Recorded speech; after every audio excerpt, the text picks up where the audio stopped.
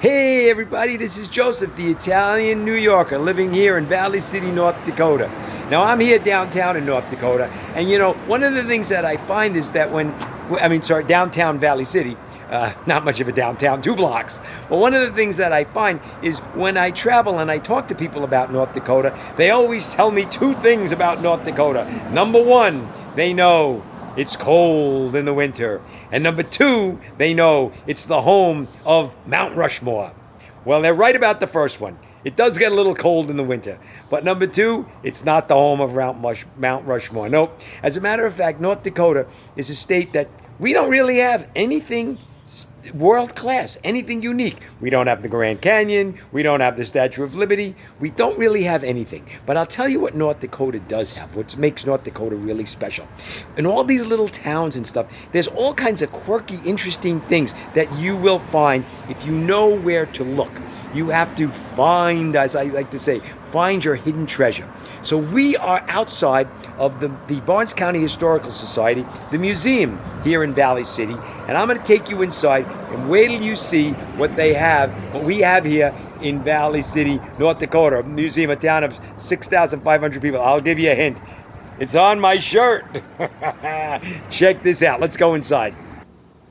Okay, here we are. We're inside the museum, and it's not a very big museum, but wait till you see. I want to introduce you, ladies and gentlemen. This is Gundy. And Gundy, as you can see, is a triceratops, a real triceratops. Now, she's 60 million years old.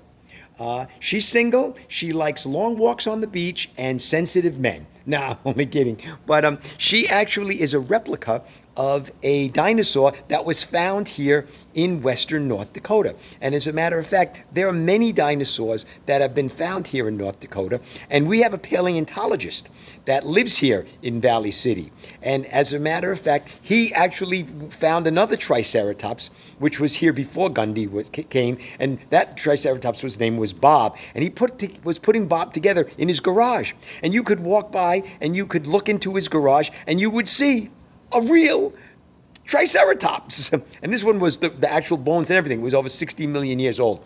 But he kept it here for a little while, and then he sold it. I think it sold for over $1 million, which is pretty amazing. But this is Gundy we have here. So if you come to Valley City and you want to see, you will get to meet a real triceratops. But there's something else that we have that's really cool here in the museum. Come on, I'll take you back and I'll show you.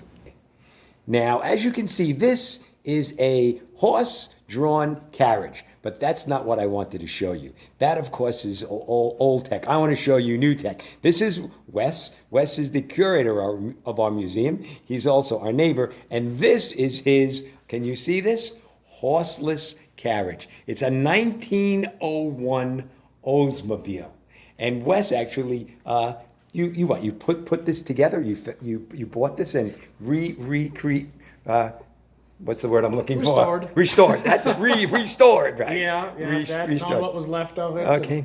Yeah. Now, all the parts are original with the exception of the wood. The wood obviously decayed, so yep. the wood rotted, so we put the wood. And I think the motor is a 19, it's souped up. Well, it's a replacement motor for the original when it was scrapped in World War II. Yeah, but it's 1902? Yeah. So it's a 1901 with a hot rod 1902, and it runs. And you know what we're going to do? We're going to go for a ride in 1901 Oldsmobile. There are only 15 in the world. And this was what? You said 2,000 cars? The first 2,000 cars. The first 2,000 cars ever built. Okay, this was one of them. And it's here in Valley City, North Dakota. And it runs. And we're going to take it outside and check this out. This is really cool. And this, you may not realize, but I showed you the horse-drawn carriage. And I'm showing you this car. This car was a race car. It changed the world because I'll give you an example. There's a town 10 miles from here called Sanborn.